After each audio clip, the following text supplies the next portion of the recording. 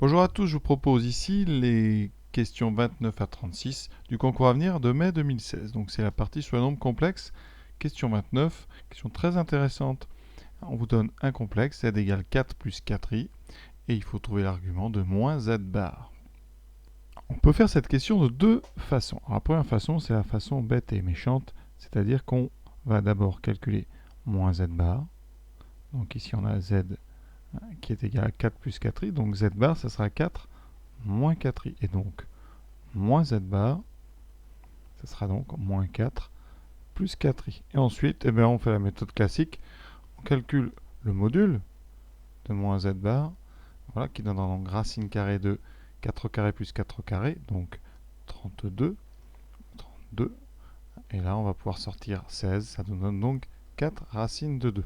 Ensuite, eh bien, pour l'argument, eh bien, on sait que le cosinus donc, de l'argument, ça sera donc x moins 4 divisé par 4 sur racine de 2, et que son sinus, eh bien, ça sera 4 sur 4 racine de 2.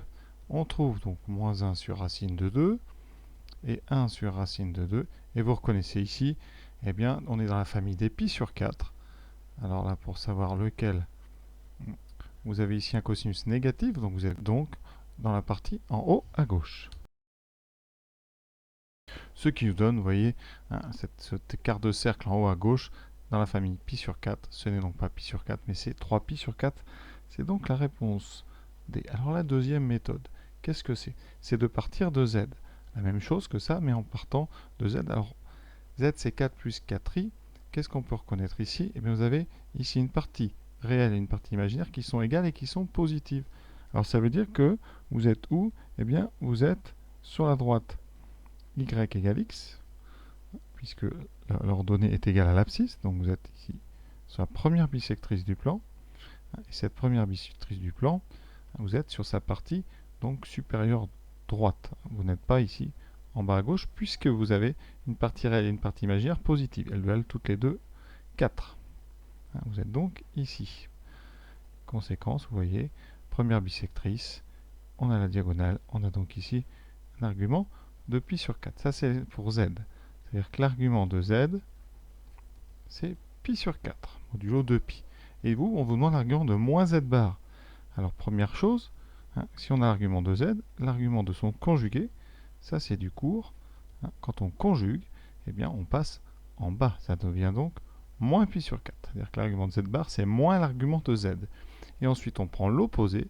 Et quand on prend l'opposé, eh bien, vous devez savoir eh bien, qu'on rajoute pi, c'est-à-dire que ça sera pi moins pi sur 4 qui nous donne 3pi sur 4. Voilà, j'indique donc les deux formules que j'ai utilisées. Argument de z bar, c'est moins argument de z, et argument de moins z, c'est pi plus argument de z. Donc, voilà les deux méthodes. Donc, à vous de choisir celle que vous préférez, mais ça me permet quand même de vous rappeler ces deux formules qui peuvent être utiles. Question numéro 30. Alors, on vous propose le complexe z égale, donc, je vais le réécrire 3 fois sinus θ plus i cosinus θ. Alors attention, on a inversé ici sinus et cosinus. Et on vous demande eh bien l'argument de z à 2pi près, c'est-à-dire modulo 2pi. Alors ici, pour avoir une vraie écriture trigonométrique, il faudrait un sinus à gauche et un cosinus. Donc un cosinus à gauche et un sinus à droite. Alors comment faire pour inverser? Eh bien, je vous rappelle les petites formules qui existent. Hein. On sait que cosinus pi sur 2 moins θ, c'est égal à sinus θ. Et de même, sinus pi sur 2 moins θ, c'est égal à cosinus θ. Et donc, eh bien ici, vous pouvez remplacer sinus θ par cosinus pi sur 2 moins θ, plus i. Ici, on remplace donc cos par sinus pi sur 2 moins θ. Et vous reconnaissez ici une écriture trigonométrique. Si vous mettez en exponentielle, ça donnera 3 fois ei de pi sur 2 moins θ. Donc l'argument eh bien, de z, c'est tout simplement pi sur 2 moins θ. C'était juste une histoire de culture et de connaissance des formules trigonométriques. Voilà. Question, vous voyez, assez rapide. Si on connaît les formules, sinon, ça peut être difficile. Alors, autre façon de faire cette question, peut-être de façon astucieuse, en posant par exemple θ égale 0. Si θ égale 0, qu'est-ce qu'on obtient? Alors, eh bien, z vaut donc 3 fois sinus 0, c'est-à-dire 0, plus i cosinus 0, c'est-à-dire 1. Donc 3 fois 0 plus i, c'est-à-dire 3i. Et i, on a donc 3 fois i, et i c'est ei pi sur 2. L'argument de i, c'est pi sur 2. Donc ça veut dire que dans ce cas-là, si θ égale 0, l'argument de z, c'est pi sur 2. Alors on va regarder là-dedans, dans les 4 qu'on nous propose. Quand θ égale 0, le premier vaut 0, donc ce n'est pas lui. Le deuxième, quand θ vaut 0, on obtient pi sur 2. Ça nous donne bien ce e pi sur 2 qu'on avait là, donc c'est encore la réponse B. Pour les deux autres, vous voyez, en remplaçant θ par 0, on trouve pi et moins pi. Ça ne correspond donc pas à notre 3i. Donc voilà une autre façon de faire. Ça peut marcher, ça, quand vous avez des formules comme ça à trouver pour une valeur particulière. Passons à la question 31. Alors cette série de questions est décidément très sympathique parce que ça permet de rappeler plein de formules. Alors là, on part de z égale moins 2e de 2i pi sur 3 et on vous demande l'argument de donc 1 moins i fois z bar. Alors, ça veut dire qu'ici, on va prendre tout d'abord le conjugué. Alors z, c'est donc moins 2e de 2i pi sur 3. On a déjà vu dans une question précédente, quand on prend z bar, ça ne change que l'angle. Ici, vous aurez 2e moins 2i pi sur 3. Quand on conjugue, l'argument devient l'opposé. Ensuite, donc, on obtient 1 moins i fois z bar. Mais 1 moins i, eh bien, on va le transformer en écriture exponentielle. Alors, il faut le connaître, ce 1 moins i. On a ici une partie réelle qui... Alors, je vais l'appeler z0. La partie réelle, c'est donc 1. Et la partie imaginaire, c'est moins 1. Donc, vous êtes sur la droite y égale moins x.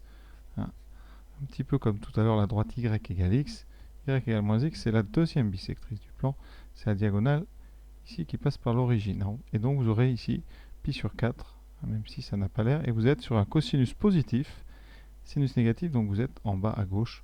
Vous êtes donc sur moins pi sur 4.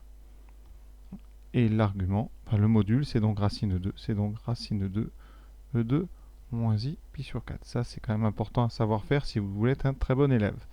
Conséquence, donc on a 1 moins i, qui est donc racine de 2, ce moins i pi sur 4, multiplié par donc moins 2 E2 moins 2i pi sur 3.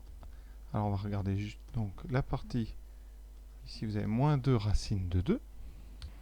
Ensuite, vous avez E2 moins i pi sur 4, et on va ajouter donc moins 2i pi sur 3. Ça donne moins 2 racine de 2. Pour l'instant, E2. Alors on va rajouter. Donc on a moins pi sur 4, moins 2 pi sur 3. Donc on met tout sur 12. Donc moins 3 pi. Ici donc moins 8 sur 12 qui donne moins 11. Moins 11 pi sur 12. Et il reste maintenant à transformer ce moins. Parce que ici, quand on a une écriture exponentielle, il faut avoir devant un module. Donc là, avec ce moins, ça gêne. Donc le moins, on le transforme. Et quand on multiplie par moins 1, ça veut dire qu'on rajoute pi à l'argument. Donc on a moins 11 pi sur 12 plus pi. On calcule. Donc moins 11 pi sur 12 plus 12 pi sur 12, il reste donc i. J'avais pas mis le i ici. I pi sur 12. Conséquence, l'argument donc qu'on cherche, c'est pi sur 12. Est-ce qu'on l'a? Et oui, c'est la réponse D. Enfin, une question facile. Ici, un trinôme. On vous demande les racines dans C. Enfin, on fait donc le discriminant. Alors, les coefficients A égale 1, B égale moins 2, C égale 5, delta égale B carré moins 4AC, donc 4 moins 4 fois 1 fois 5, ça donne 4 moins 20, donc moins 16. On a donc un discriminant négatif, deux racines complexes conjuguées. Donc la première, Z1 moins B, donc 2, moins donc I racine de moins delta, donc racine de 16, ça fait donc 4i sur 2a, donc sur 2. Ça donne donc, en divisant par 2, 1 moins 2i. Est-ce qu'on a ça? Effectivement, on a ça donc uniquement dans la question C. Donc on pourrait s'arrêter là, on va quand même vérifier. Hein. La deuxième, c'est donc ici conjugué 1 plus 2 racine de i. Alors qu'est-ce qu'on aurait pu évacuer assez vite? Hein, on sait que ici vous avez un coefficient ici réel, donc les racines sont conjuguées. Alors on regarde ici, vous voyez, A, dans la réponse A, et les deux ne sont pas conjugués puisque les parties ici réelles sont opposées. Donc déjà ça ne pouvait pas être le A. Ensuite, le B pouvait, puisqu'on a bien deux racines conjuguées. Pour le D, ce n'était pas possible. Vous avez un moins ici et pas là, donc le D n'était pas possible à cause de cette histoire de conjugaison. Donc déjà, ça a éliminé deux possibilités. Donc voilà ce qu'on peut dire là-dessus. Passons à la question 33.